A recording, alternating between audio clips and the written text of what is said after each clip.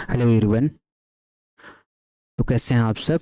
I think बेहतर होंगे। तो जैसा कि कल मैंने आपको बताया था कि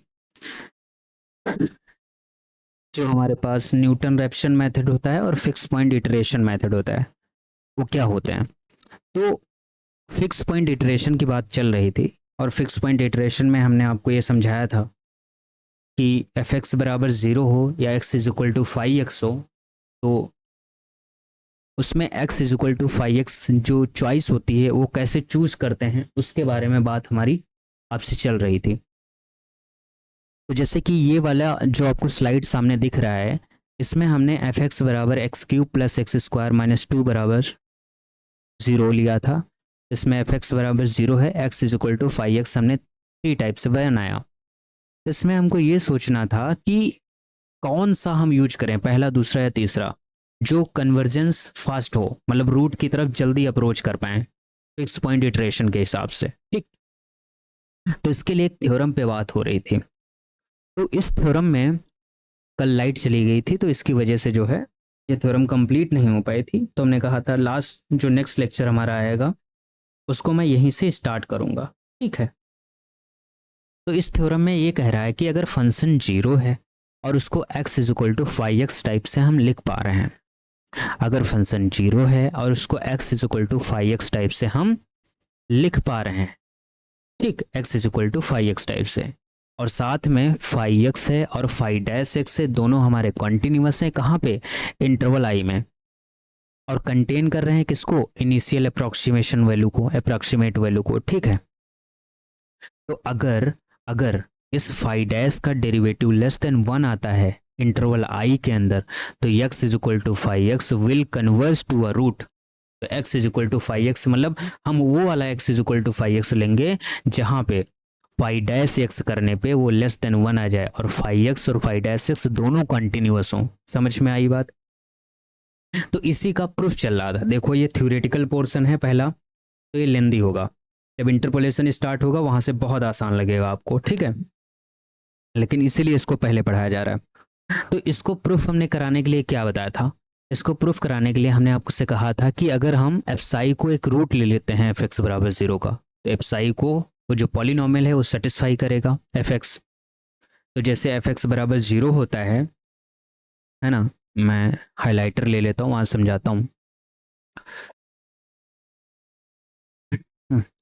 ये देखो, एफ एक्स बराबर zero is also X is equal to five X, ऐसा था हमारे पास। तो इस हिसाब से जो एफ साई जीरो है अगर, तो F psi is equal to five F psi हो जाएगा। इसको इक्वेशन वन मान लिया। और फिर हमने मतलब यहाँ तक किया ही कुछ नहीं था। जैसे हम क्या करते, कन्वर्जेंस के लिए एक एक्स नॉट पॉइंट लेते थे। हमारे पास X N plus one five X N आया था कि नहीं, ये वाला टर्म आया था ना। तो X N plus one five X N हमारे पास आया था।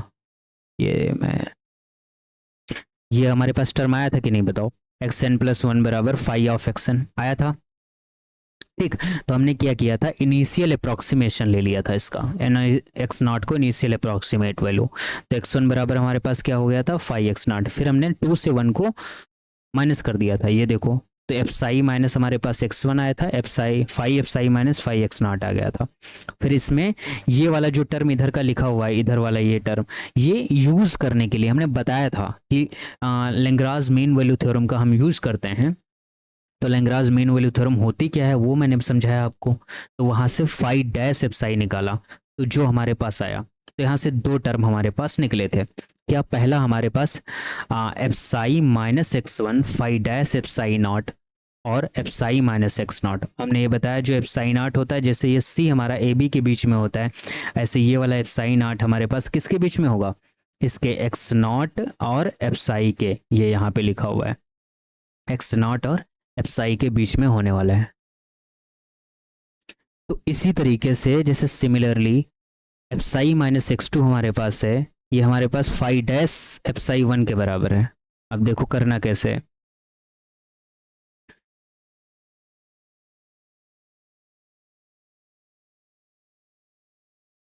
जैसे कि हमारे पास आया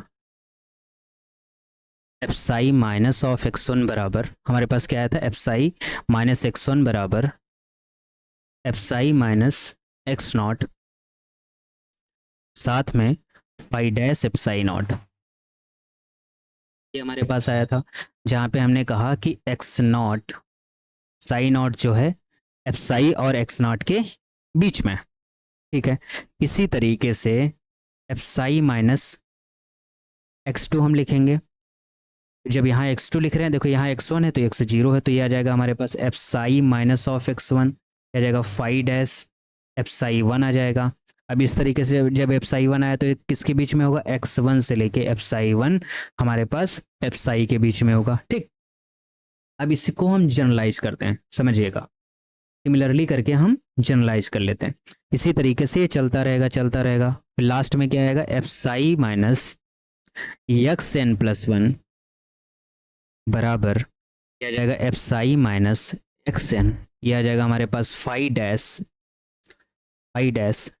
एप्साई एन, फाई डैश हमारे पास क्या आएगा, हमारे पास यहाँ लास्ट वाले टर्म पे एप्साई एन, जहाँ पे इसको ऐसे लगा लो, जहाँ पे एप्साई एन जो होगा वही एप्साई और साथ में एक्स एन के बीच में आने वाला है। क्लियर, मतलब जो हमारे पास एक इक्वेशन आई उसी को हमने क्या कर दिया, जनरलाइज कर दिया।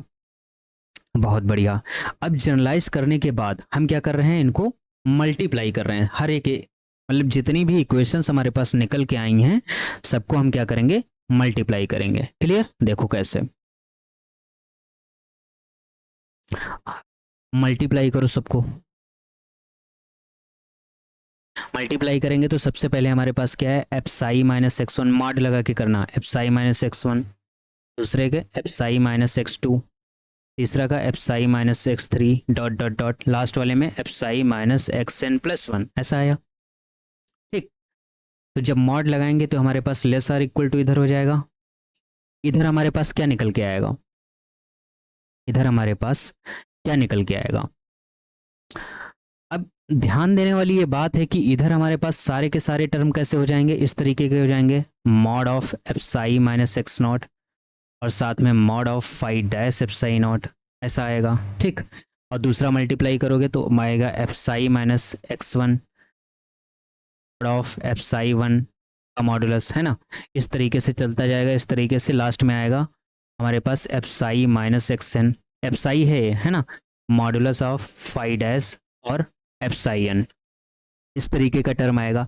अब जब हमारे पास जो थ्योरम है उसमें दिया गया है, एज्यूम फाई डैश एप्साई आई को हम क्या करते हैं, एस आर इक्वल टू के मानते हैं, और के ऐसा लेते हैं जो कि लेस देन 1 है लेकिन वो पॉजिटिव है, ऐसा मैं मान लेता हूँ फॉर ऑल आई के लिए, ठीक। वो लेस देन हमारे पास क्या आ रहा है, 1 आ रहा है, क्योंकि हमें यही तो दिखाना है कि एफ टाई मतलब ये हमको गिवन है और हमको यही तो बताना है कि ये जब लेस देन 1 होगा तब जाके हमको एक रूट मिलेगा और रूट की तरफ हम कन्वर्ट कर पाएंगे, है कि नहीं। बहुत बढ़िया। अब देखो जब इसको मानेंगे लेस देन 1 तो हमारे पास ये इक्वेशन जो हमने लिखी ऊपर ये हमारे पास बन जाएगी। हाँ, यहाँ से ध्यान दो कि एप्साई 1 यहाँ पे भी हमारे पास है, ये देखो एप्साई 1 ये कैंसिल हो जाएगा इससे, एप्साई 2 से यहाँ आने वाला कैंसिल हो जाएगा, ऐसे एप्साई एन से हमारे पास ये वाला टर्म कैंसिल हो जाएगा, तो इधर हमारे पास बचेगा epsilon minus X N plus 1 less or equal to, इधर हमारे पास बचेगा epsilon minus of X naught, ये हमारे पास के से लेस है, ये हमारे पास के से लेस है, ये हमारे पास के से लेस है, तो इसके अंदर कितने टर्म आएंगे, देखो 0 से शुरू हो रहा है, एन पे खत्म हो रहा है, तो एन प्लस 1 टर्म आएंगे, कितने टर्म आएंगे, एन प्लस 1 टर्म आएंगे, तो के जो हो जाएगा हमारे पास एन प्लस 1th टर्म पे आएगा, ठीक। तो हमारे पास यहाँ से जो इक्वेशन आई हमारे पास बनके, क्योंकि के हमारे पास कितनी बार आएगा ना, क्योंकि ये 0 से n पर खत्म हो रहा है ना, तो n तक तो टर्म रहेंगे ना, और एक टर्म और रहेगा 0 वाला, तो n प्लस 1 टर्म हो जाएंगे, बस सिंपल सा लॉजिक। तो हो जाएगा epsilon minus X N plus 1 less or equal to A की power n plus 1 psi minus of X naught. Clear, बताओ इतनी बात समझ में आई कि नहीं आई, आई थिंक आ गई होगी, ठीक। अब जो हमारे पास लास्ट की क्वेश्चन बनी इसको मैं एक बार फिर से यहाँ पे लिखता हूँ, epsilon minus X N plus 1 less or equal to K की power n plus 1 psi minus X naught, ये आया हमारे पास। हमको पता है के जो है वो लेस देन 1 है, 1 से छोटा है, और जब कोई टर्म 1 से छोटा है और उसकी पावर आप n कर रहे हो या n+1 कर रहे हो तो वो 0 की तरफ जाएगा, एज जब हम n को 0 इन्फिनिटी की तरफ टेंड करेंगे। पक्का? तो इधर की क्वांटिटी 0 की तरफ गई तो हम ये कह सकते हैं एप्साई xn+1 टेंड कर गया किसकी तरफ? 0 की तरफ। जब ये 0 की तरफ जाएगा तो यहाँ से हमको पता चल गया कि xn+1 हमारा टेंड करेगा किसकी तरफ? एप्साई की तरफ चलेगा। और जब ये एप्साई की तरफ टेंड करेगा, यही तो हम चाहते थे सिक्वेंशियल क्राइटेरिया से, यही तो हम चाहते थे कि एप्साई हमारा रूट बने, और एप्साई हमारा रूट बन जाएगा। यही तो है F X is equal to phi X will converge. ठीक, बस हो गया हमारे पास। तो इसका मतलब क्या हुआ? रूट ऑफ एफ एक्स बराबर 0। ये हमारे पास क्या हो गया? रूट हो गया किसका? एफ एक्स बराबर 0 का। बस। तो कहने का मतलब ये है कि अब इसको गांठ बांध के अपने या दिमाग जहां मन हो वहां पे रख लो कि xn+1 हमारे पास अगर दिया गया है phi of xn fixed point iteration, तो आपको सिर्फ चेक करना है कि phi dash of xn less than 1 आ रहा है कि नहीं। अगर आ रहा है तो वो वाला हमको x is equal to phi X लेके चलना है। समझ में आई बात? दिमाग की बत्ती जली कि नहीं बताओ? दिमाग की बत्ती जली कि नहीं? अगर नहीं जली हो तो उस हिसाब से करते हैं, जल गई हो तो बहुत अच्छी बात है। ओके, बहुत बढ़िया। आप देखो क्वेश्चन करते हैं। जैसे अगर मैं एफ एक्स बराबर लेके चलूँ ये वाला x³ -3x+1 बराबर 0, ठीक, अराउंड इंटरवल दिया जाएगा आपको 1/3, यानी 1/3 के अराउंड हमको लेके चलना है। तो अब इसके अराउंड बोला है, एग्जैक्ट इंटरवल नहीं बताया, तो मतलब हम ऐसा कुछ करेंगे 1/3 माइनस एप्सिलॉन से लेके 1/3 प्लस एप्सिलॉन, मतलब एग्जैक्ट नहीं बोला है तो हम इस तरीके से इंटरवल को मान लेंगे। अगर किसी के अराउंड बोले ना तो अपनी चॉइस से इंटरवल को उसमें एप्सिलॉन थोड़ी सी स्मॉल क्वांटिटी ऐड करके सब्ट्रैक्ट करके एक इंटरवल बना लो। क्लियर? बहुत बढ़िया। अब यहां से हम कर क्या सकते हैं वो वाली बात करते हैं। जैसे यहां से हुआ क्या हमारे पास, ये जो हमारे पास x³ माइनस का 3x+1 है ना, इसमें क्या कर दिया, एक बार x जोड़ दिया, दोनों तरफ x हमने ऐड कर दिया। ठीक, तो यहाँ से हमारे पास आ गया x² माइनस का 2x+1 बराबर x। तो यहाँ से हो गया हमारे पास x-1 का होल स्क्वायर बराबर x आ गया। x-1 का होल स्क्वायर बराबर हमारे पास क्या आ गया? x आ गया। आया कि नहीं? बोलो।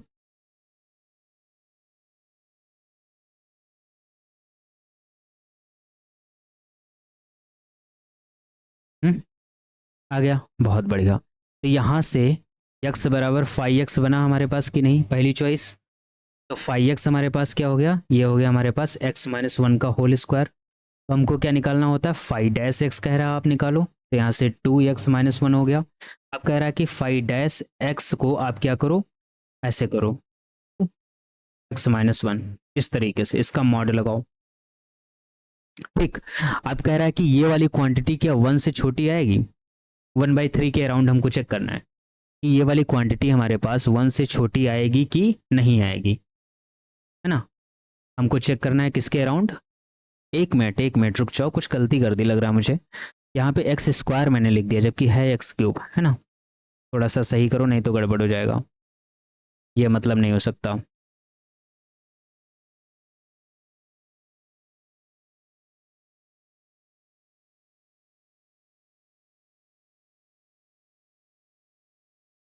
मतलब ये हुआ कि यहाँ पे है हमारे पास x³। ठीक, तो ये हमारे पास बन गया x is equal to phi of X, ये पहली चॉइस हो गई। ठीक, तो यहाँ से हमको मिला phi of X. Phi of X हमारे पास क्या आ गया, x³ माइनस का 2x+1। अब आप देखो क्या ये वाला x is equal to phi of X लेके चल सकते हैं आप? अगर इसका डेरिवेटिव लेस देन 1 आ गया तो इसका डेरिवेटिव निकाला तो ये आ गया 3x² - 2। क्या ये 1 से छोटा होगा? अगर एग्जैक्टली मैं इसको 1/3 ही ले लेता हूँ, अगर एग्जैक्टली मैं इसको 1/3 ही ले लेता हूँ तो क्या होगा, ये हो जाएगा, हाँ ये हो जाएगा 1/3 लोगे तो 1/9 हो जाएगा माइनस का 2। इसको जब आप सॉल्व करोगे तो ये आ जाएगा 1/3 - 2, ये हो जाएगा 6, यानी हो जाएगा ये 5/3, है ना।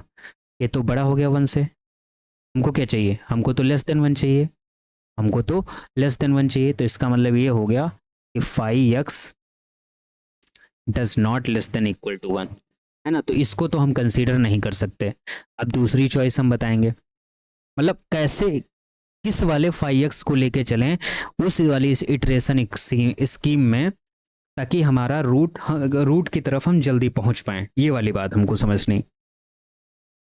और दूसरा हमारे पास क्या निकलेगा, जैसे यहाँ से हम ये कर सकते हैं एक्स क्यूब बराबर 3x+1 कर सकते हैं। तो x बराबर हमारे पास आ जाएगा 3x+1 की पावर 1/3, तो हो गया हमारे पास 5x। अब हमारा टास्क क्या है, इसका डेरिवेटिव करना है। 5-x आप जब करोगे, है ना, तो 1/3 आपके पास आगे आ जाएगा, जगह 3x+1, -1 करोगे तो माइनस का 2/3 हो जाएगा। होगा कि नहीं, बताओ, हो जाएगा, है ना, हो जाएगा। Very good. एक मिनट रुको, यहाँ से 3x1 - 3x, ये गलती क्यों हो रही है यार मेरे से आज।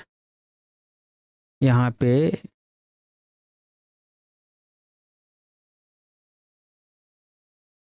पे आएगा 3x, इधर प्लस का हो गया, माइनस का 1 आएगा। दिस इज -1, दिस इज -1, ठीक, बाकी सही है। क्या आ गया, 1/3, ब्रैकेट के अंदर आ गया 3x प्लस माइनस का 1 की पावर 2/3, ऐसा हो गया 1 अपॉन। अब ध्यान दो, अगर मैं x को 1/3 ही ले लेता हूँ एग्जैक्टली, है ना, 1/3 के अराउंड है, तो जैसे x को 1/3 रखोगे नीचे 0 बन जाएगा, तो इन्फिनिटी की तरफ नहीं जाएगा, तो मतलब हम इसको नहीं ले सकते।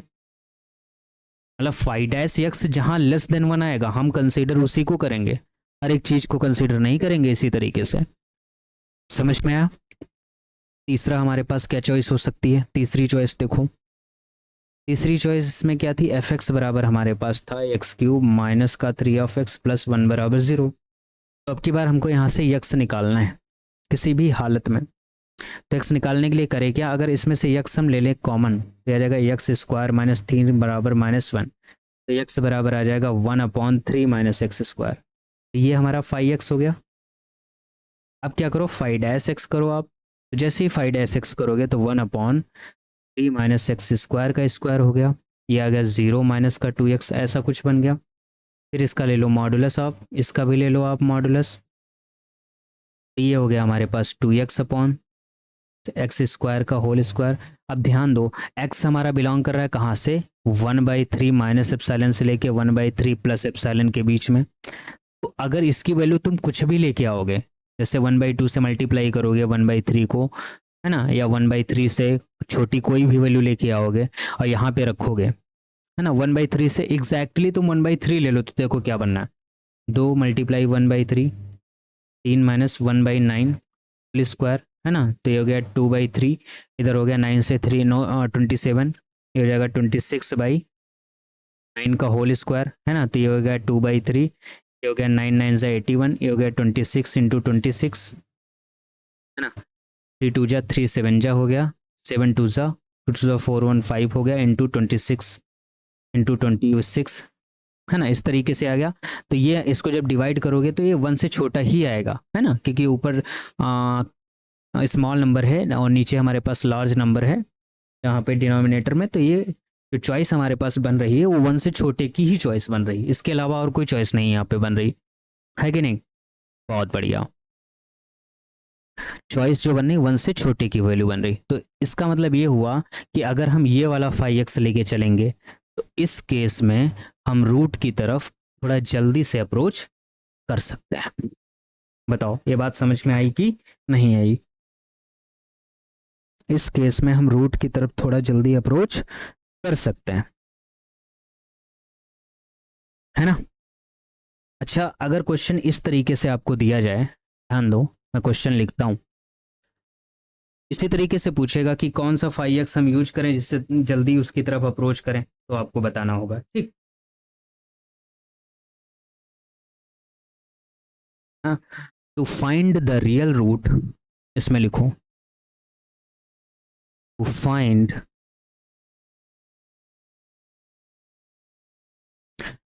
The real root of equation x³ + 4x² - 10 बराबर 0। to find the real root of the equation in the interval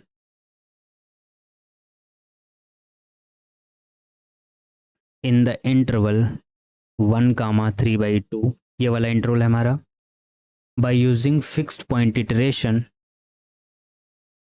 by using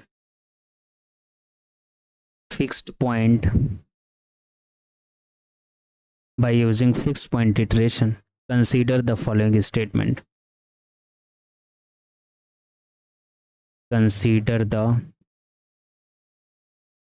following statement. पहला स्टेटमेंट कि हमको रियल रूट फाइंड करना है इसका इंटरवल में 1 से 3/2 में by using fix point iteration, और स्टेटमेंट हमने ले लिया the iteration where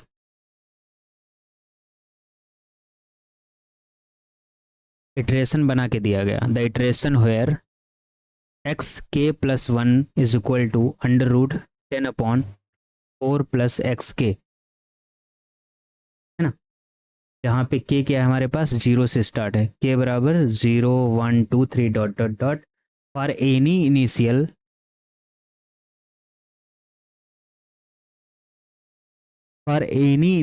guess X naught belongs to this.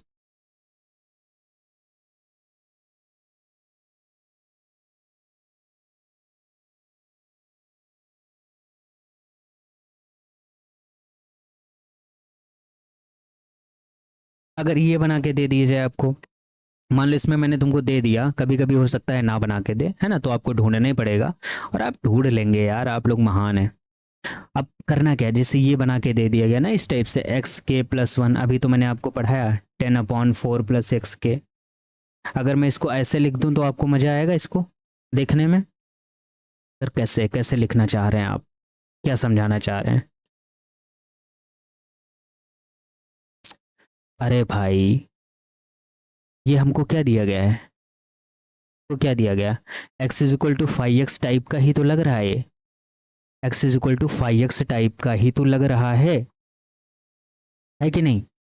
जैसे ये x1 बराबर हमारे पास आ जाएगा, यही तो होता है xn plus 1 is equal to 5 of xn, तो वही तो है, बस n की जगह पे क्या रखा हुआ है. तो जो फाई वाला फंक्शन है हमारे पास, यानी फाई ऑफ एक्स, इसको ले लेते हैं √10/4 प्लस, क्या ये वाला सही है? अगर मान लो आप यहां से भी निकालोगे, सोचोगे, अभी तो बताया x³ बराबर 4x² minus 10 is equal to 0. अगर यहां से आपको सोचना है तो हमारे पास क्या आएगा उसके बारे में बात करते हैं. यहाँ से x² कॉमन ले लें, x प्लस 4 आ जाएगा, इसको 10 इधर कर दें, तो x² बराबर हमारे पास 10 क्या आएगा, x प्लस 4 ही तो आएगा.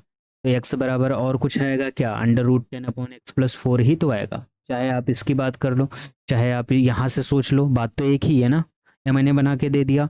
अब आपको बस ये जस्ट चेक करना है कि 5-x हमारा हाँ लेस देन 1 होता है इसमें कि नहीं होता. अगर है तो ये वाली इटरेशन स्कीम जो बना के हमको दिया गया है ये सही है. अगर ये नहीं है तो ये इटरेशन स्कीम जो बना के दी गई है वो इटरेशन स्कीम हमारे पास क्या है, गलत है. फर्स्ट जस्ट टास्क आपका यही है. चलो करते हैं.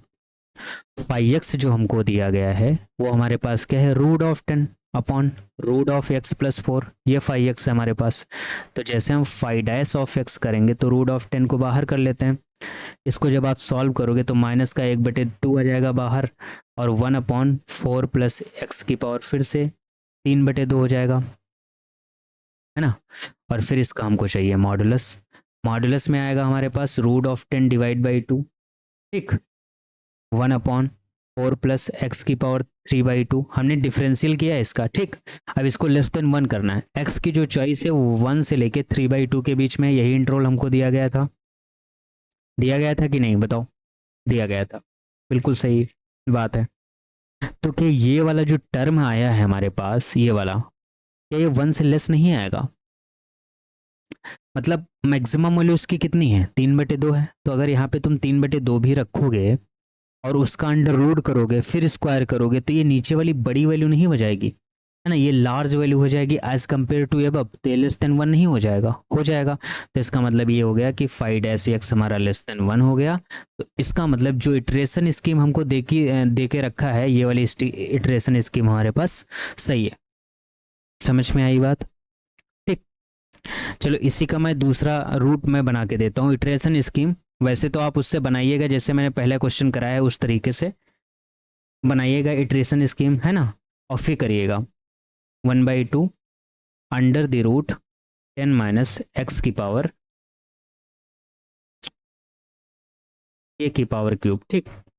अब बताना कि ये इटरेशन स्कीम कन्वर्ज करेगी कि नहीं। तो कन्वर्ज करने के लिए आपको क्या करना है, बस जस्ट चेक करना है कि फाइव डैश एक्स हमारा लेस देन वन बनता है कि नहीं। अगर बन जाता है तो बहुत बढ़िया, नहीं बनता है तो फिर सोचना है। ठीक है, बहुत बढ़िया। अब इसमें एक लास्ट मेथड हमारे पास बचा है, इसको हम बोलते हैं सीकेंट मेथड।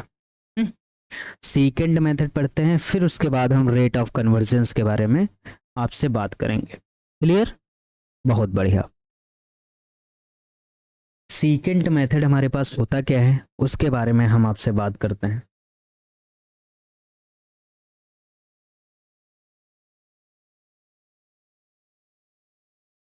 एक मिनट वेट करो, थोड़ा सा पानी पी लें।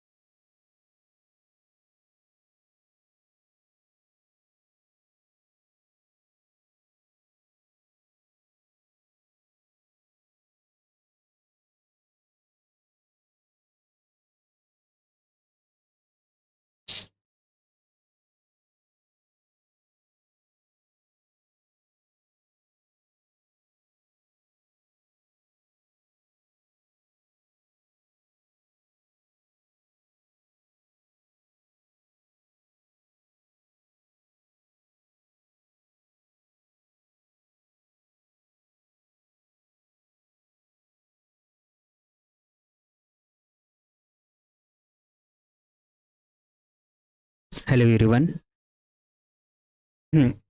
चलिए आगे बात करते हैं इसकी सीकेंड मेथड वगैरह की, कि क्या है सीन, इसको कैसे करना है ना। अभी फिर इसके भरपूर क्वेश्चन करेंगे, पहले थ्योरेटिकल पार्ट इसका एक बार हो जाए, मैं सोच रहा हूँ, फिर क्वेश्चन वगैरह इसके बहुत सारे सॉल्व करेंगे, क्योंकि थोड़ा सा लॉन्ग चैप्टर भी है और बेहतर है, मतलब मज़ा आएगा अगर आपको एक बार समझ आ गया ना, तो आपको समझ पढ़ने में बहुत मज़ा आएगा। लास्ट मेथड है इस वाले चैप्टर का secant method. Secant method, secant method क्या होता है? सीकेंट जो है वो कुछ और नहीं होता है, वो न्यूटन रैप्सन से निकलता है। न्यूटन रैप्सन से मेथड, ठीक, न्यूटन रैप्सन से निकलता है। न्यूटन रैप्सन से मतलब जो न्यूटन रैप्सन मेथड होता है उसी से ये हमारे पास निकल के आता है। अच्छा भाई, न्यूटन रैप्सन से निकल के आता है, बिल्कुल सही बात है। तो कैसे निकल के आता है ये भी बताइए, बताता हूँ। देखो इन दिस मेथड, थोड़ा सा लिख लो, in this, in secant method ऐसे लिखो, in secant method the derivative of F x,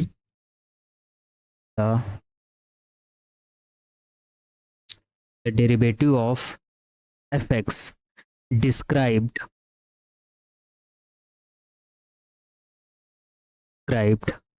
in Newton-Raphson method, in Newton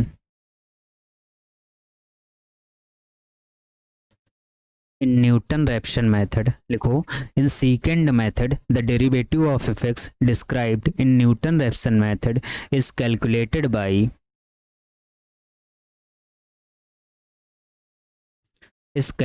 by जैसे हमारे पास क्या होता है न्यूटन रैप्सन कुछ इस तरीके का होता था, एक्स एन प्लस वन, इसमें टेंजेंट वाला बताया था, कुछ याद है? एक्स एन बराबर हमारे पास क्या होता है यहाँ पे F X N upon F dash X N, इस तरीके का होता था ना, बिल्कुल सही बात है। तो इसमें लिखा है इन सीकेंट मेथड में होता क्या है, जो डेरिवेटिव होता है एफ एक्स का इन न्यूटन रैप्सन मेथड उसको हम कैलकुलेट करते हैं, कहाँ से कैलकुलेट करते हैं, यहाँ से एफ डैश एक्स आई बराबर F of x I minus F of x I minus one upon x I minus one, I minus one है, ठीक है, ये हमारे पास हो गया। तो अब क्या करो, ये जो हमारे पास है एफ डैश एक्स आई, ये हमारे पास जो एफ डैश एक्स आई मतलब सीकेंट मेथड में जो डेरिवेटिव होता है फंक्शन का, मतलब ये जो सीकेंट मेथड है ये फंक्शन का derivative F dash X N है, और न्यूटन रैप्सन मेथड का है ना, described in Newton Raphson method is calculated by. कैसे कैलकुलेट करेंगे, मतलब जो सीकेंड मेथड का जो फार्मूला आएगा वो एक्स एन प्लस वन, यहाँ पे क्या लिखा है एक्स एन माइनस, ये हमारे पास क्या है एफ एक्स एन, आप क्या करो एफ डैश एक्स एन की वैल्यू यहाँ से रख दो, तो रखोगे तो क्या आएगा एफ एक्स एन माइनस का F X N minus one upon ये हमारे पास हो जाएगा X N minus X N minus one, ठीक। इसको थोड़ा सा आप जब सॉल्व करेंगे तो हमारे पास ये निकल के क्या आएगा, इसको जब थोड़ा सा सॉल्व करोगे तो हमारे पास निकल के आएगा ये X N minus X N minus F X N और ब्रैकेट के अंदर X N minus one upon ये हमारे पास हो जाएगा एक्स एन माइनस का F of X N minus one, ठीक, ये हमारे पास हो जाएगा एक्स एन प्लस वन, जो हमारा सीकेंट मेथड का फार्मूला ये निकल के आया, ठीक है। अब सोचना है इसके बारे में, जैसे आपको याद है ना रेगुला फाल्सी, मतलब सब मिक्स है, मतलब जो सीकेंट मेथड है वो न्यूटन रैप्सन से डिराइव किया जाता है, न्यूटन रैप्सन में जो एफ डैश एक्स एन होता है वो हम एफ डैश एक्स आई यहाँ से लिख लेते हैं, जो हमने यहाँ पे लिखा है आपका, है ना, और ये हमारे पास सीकेंट मेथड का फार्मूला आ गया, क्लियर।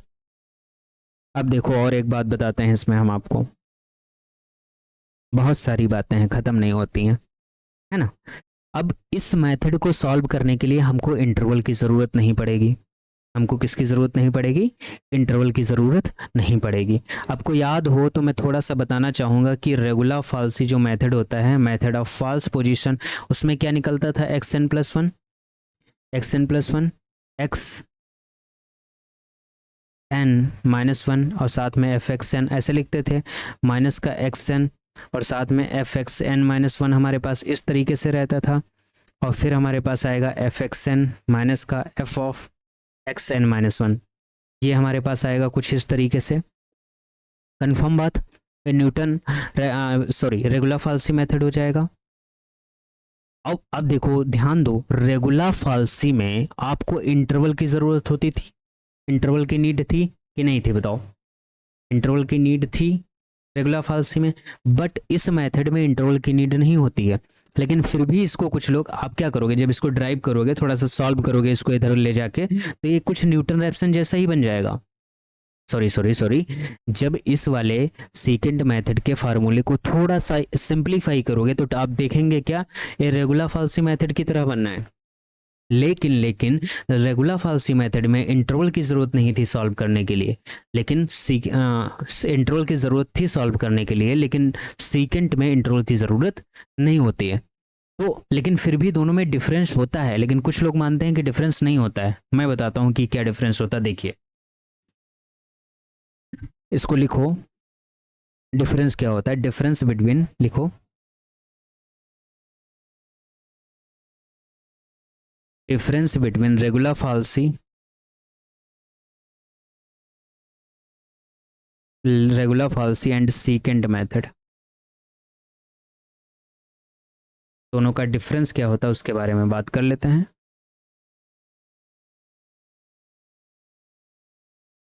देखो, in regula falsi we required the interval,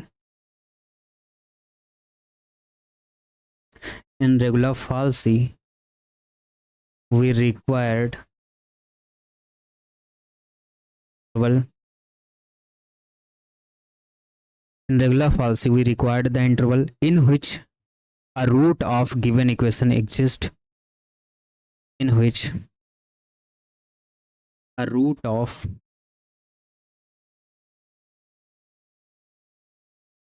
given equation exists। ठीक है, रेगुलर फाल्सी में हमको रूट की रिक्वायर्ड होती है क्योंकि जो गिवन इक्वेशन है उसका रूट हमको मिलना चाहिए। But secant method, but secant method is derived from Newton-Raphson method, is derived from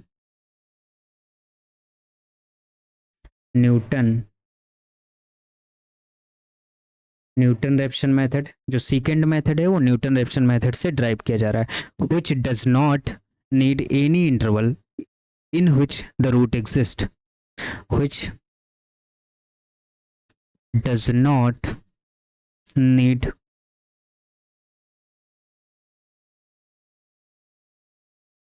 any interval in which the root exists,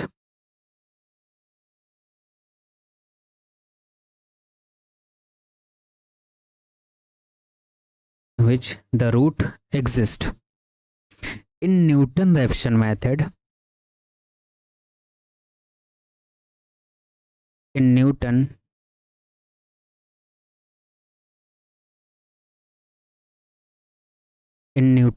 method we take any approximation without calculating, we take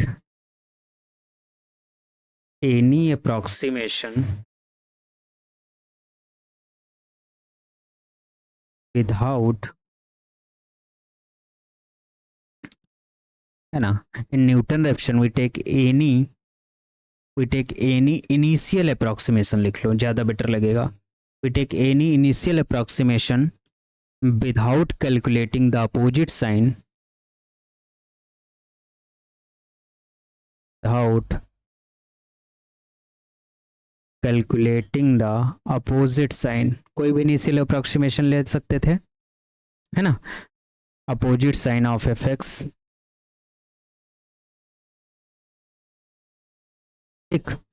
at the end end point of given interval।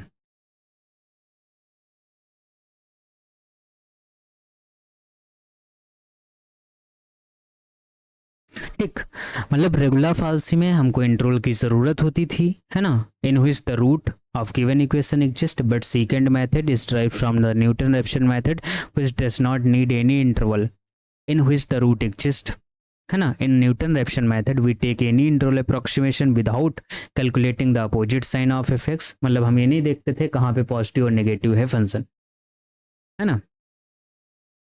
ठीक है, ये हमारे पास actually में जो formula होता है वो secant method का होता है। अब आएगी इसके बाद में रेट ऑफ कन्वर्जेंस, हमको कैसे पढ़ना है, उसके बाद में भरपूर मात्रा में हम कुछ क्वेश्चंस करेंगे। ठीक है, रेट ऑफ कन्वर्जेंस पढ़ने के बाद भरपूर मात्रा में रेट ऑफ कन्वर्जेंस सबसे पहले हम पढ़ेंगे किसकी, सीकेंट मेथड की रेट ऑफ कन्वर्जेंस क्या होती है। उसके बाद में हम पढ़ेंगे बाइसेक्शन मेथड की, फिर रेगुलर फाल्सी मेथड की रेट ऑफ कन्वर्जेंस, उसके बाद में पढ़ेंगे न्यूटन-रैप्सन मेथड की रेट ऑफ कन्वर्जेंस। ठीक, और फिर पढ़ेंगे फिक्स पॉइंट इटरेशन की रेट ऑफ कन्वर्जेंस। ओके, और फिर हम कुछ पॉइंट्स पे बात करेंगे, उसके बाद में कुछ क्वेश्चन इस पे कराए जाएंगे। ठीक है, फिलहाल तो थ्योरी वाला ऑप्शन चल रहा है, इसको देखो। और फिलहाल आज मुझे कहीं जाना पड़ रहा है तो आज यहीं पे हम रोक रहे हैं क्लास को। अब बात करते हैं आपसे थोड़ी देर बाद, मतलब नेक्स्ट लेक्चर में ट्राई करेंगे कि दो लेक्चर में, आने वाले 2 लेक्चर में इसको हम फिनिश कर लें, ठीक। Okay, bye bye.